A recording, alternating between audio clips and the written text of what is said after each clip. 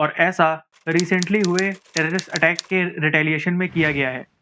Eastern river का full control India को दिया गया था, जिसमें सतलज, ब्यास और रावी रिवर्स हैं, और वेस्टर्न रिवर्स जो कि हैं इंडस, झेलम और चिनाब, इनका कंट्रोल पाकिस्तान को दिया गया था, जिसके बाद फाइनली गवर्नमेंट ने डिसाइड किया कि इस ट्रीटी को अब सस्पेंड कर दिया जाएगा और अब पाकिस्तान में फूड क्राइसिस आने वाला है।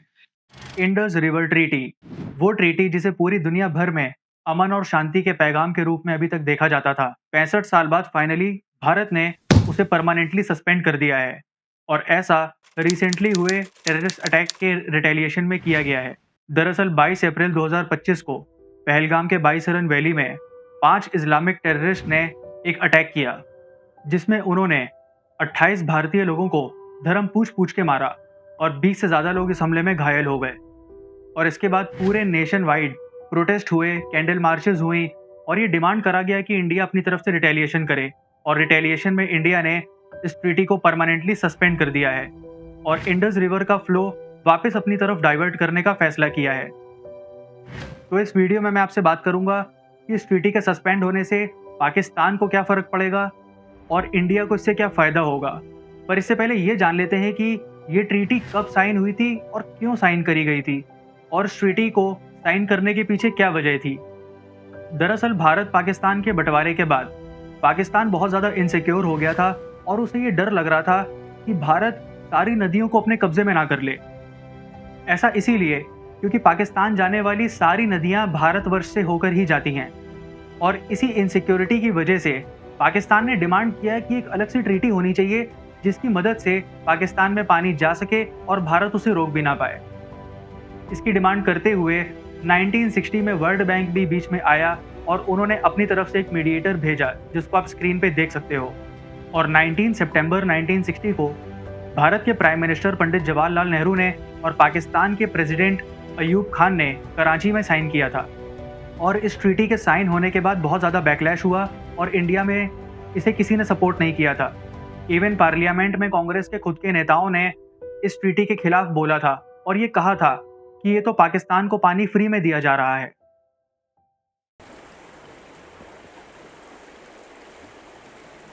इंडस रिवर को सिंधु नदी भी कहा जाता है और इस रिवर का जिक्र रामायण में महानदी के नाम से किया गया है। अब बात करते हैं इसके पॉइंट ऑफ ओरिजिनेशन की। ये नदी तिब्बत के कैलाश रेंज में मानसरोवर ग्लेशियर से ओरिजिनेट होती है, जो कि हिंदू धर्म में एक बहुत ही ज़्यादा पवित्र स्थान माना गया है। और वहाँ से होते हुए ये नदी वेरीनाग स्प्रिंग से भारतवर्ष में एंटर करती है, और लेह और कारगिल होते हुए ये नदी पाकिस्तान ऑक्यूपाइड कश्मीर के गिलगित बल्तिस्तान एरिया में जाती है, और वहाँ से ये नदी खैबर पख्तूनख्वा, पाकिस्तान के पंजाब और सिंध प्रोविंस में जाती है, और फाइनली ये नदी अरेबियन सी में जाके ख़त्म हो जाती है। दरअसल इंडस रिवर सिस्टम में इनकी ट्रिब्यूटरीज को मिलाकर टोटल 6 रिवर्स हैं, जिन्हें ईस्टर्न और वेस्टर्न रिवर्स में डिवाइड किया गया है। और इस ट्रीटी में ईस्टर्न रिवर का फुल कंट्रोल इंडिया को दिया गया था, जिसमें सतलज, ब्यास और रावी रिवर्स हैं, और वेस्टर्न रिवर्स जो कि हैं इंडस, झेलम और चिनाब, इनका कंट्रोल पाकिस्तान को दिया गया था, और इसमें से 20% से भी कम कंट्रोल इंडिया के पास था। और अगर मैं आपको फैक्चुअल डेटा के आधार पे बताऊं, तो इंडस रिवर से 311 बिलियन क्यूबिक मीटर्स का वाटर फ्लो होता है, और इसमें से अभी तक इंडिया को 20% यानी almost 60 billion cubic metre waters का अधिकार था। लेकिन इन रियलिटी इंडिया 5 से 7% वाटर यूज़ करता था, जो कि ऑलमोस्ट 15 से 20 बिलियन क्यूबिक मीटर के आसपास होता है। पर इस ट्रीटी के सस्पेंशन के बाद इंडिया इस पूरे वाटर को यूज़ कर सकता है। इंडिपेंडेंस के बाद से इंडिया और पाकिस्तान के बीच 3 फुल स्केल वॉर्स हो चुके हैं। सबसे पहला वॉर हुआ था 1948 में, जब कश्मीर पर कब्जा करने की नीयत से पाकिस्तान ने पहला युद्ध शुरू कर दिया था। उस समय पे पाकिस्तान ने गिलगित बल्तिस्तान और जम्मू और कश्मीर के काफ़ी सारे एरिया को अपने कब्जे में ले लिया था, और आज तक ये केस यूनाइटेड नेशंस में चल रहा है, और पाकिस्तान ने इस कब्जा किए हुए कश्मीर को अभी तक वेकेट नहीं किया है। उसके बाद 1965 और 1971 के वॉर्स हुए, और फिर लास्टली 1999 में कारगिल का युद्ध भी हुआ। और इसके अलावा अनगिनत आतंकवादी हमले, जैसे कि 1990 में मुंबई ब्लास्ट, 2008 में मुंबई के 26/11 अटैक्स, 2016 में उरी अटैक्स, उसके बाद 2019 में पुलवामा, उसके बाद 2023 और 24 में रियासी और रजौरी के अटैक्स, और इसके अलावा बहुत सारे अनगिनत अटैक्स और जिसमें बहुत लोगों की और बहुत सारे फौजियों की जानें भी जा चुकी हैं।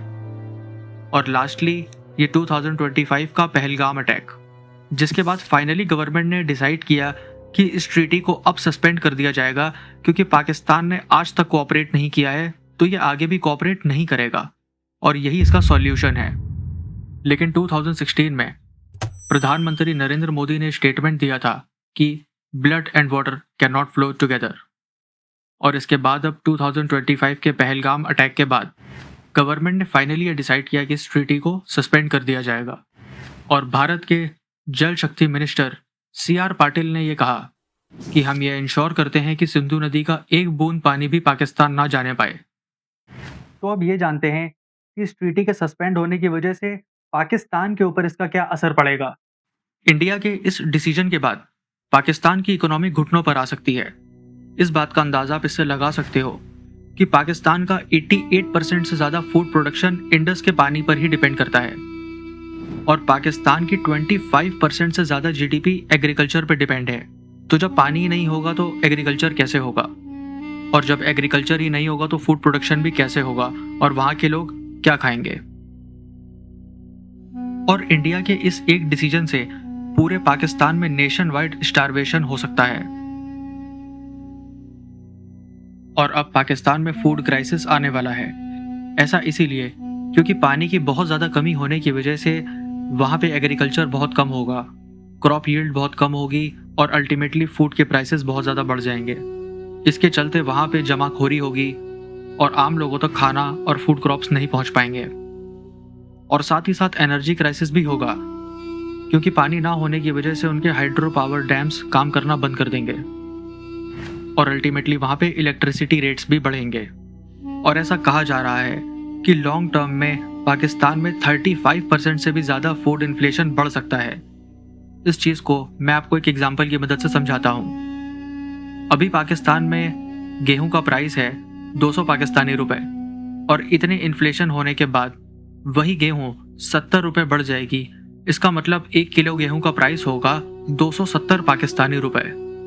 एक तो पहले ही वहाँ पे इतना ज़्यादा इन्फ्लेशन है और इस डिसीजन के बाद वहाँ पे इन्फ्लेशन और भी बहुत ज़्यादा बढ़ जाएगा। इसके साथ ही साथ पाकिस्तान से बहुत सारे रिएक्शंस भी आ रहे हैं। वहाँ के पॉलिटिकल लीडर्स ने बहुत सारे अपने स्टेटमेंट्स जारी किए हैं और इंडिया के खिलाफ अपनी नाराज़गी जताई है। पाकिस्तान के पॉलिटिशियंस में और लोगों में बहुत गुस्सा है और वहाँ के लोगों ने इंडिया के इस डिसीजन को बिल्कुल भी लाइक नहीं किया है। जैसे कि आप मेरे वीडियोस को लाइक नहीं करते हो, गलत बात है। जब आप मेरे वीडियोस को लाइक करते हो तो मुझे ऐसे इन्फॉर्मेटिव वीडियोस बनाने का मोटिवेशन मिलता है, तभी मैं इतनी मेहनत करता हूँ और एडिटिंग करता हूँ। तो प्लीज़ यार, वीडियो को एक लाइक कर दो ताकि मुझे ऐसा इन्फॉर्मेटिव कंटेंट बनाने का मोटिवेशन मिलता रहे। तो अब ये जानते हैं कि इस ट्रीटी के सस्पेंड होने की वजह से हमारे प्यारे भारत को क्या फ़ायदा होगा। भारत को इस डिसीजन से बहुत ज़्यादा फ़ायदा होने वाला है। भारत वेस्टर्न रिवर्स का पानी अपनी तरफ डाइवर्ट करेगा और पंजाब, जम्मू कश्मीर और हिमाचल प्रदेश में नए नए इरिगेशन प्रोजेक्ट्स बनेंगे और हाइड्रो पावर बढ़ने की वजह से बिजली भी सस्ती होगी और साथ ही साथ कंट्री की फूड सिक्योरिटी भी स्ट्रॉन्ग होगी और वाटर सप्लाई भी बढ़ेगी। और एट लास्ट हमारा कंट्री बिना किसी रोक टोक के अपने हक का पूरा पानी यूज़ कर सकता है।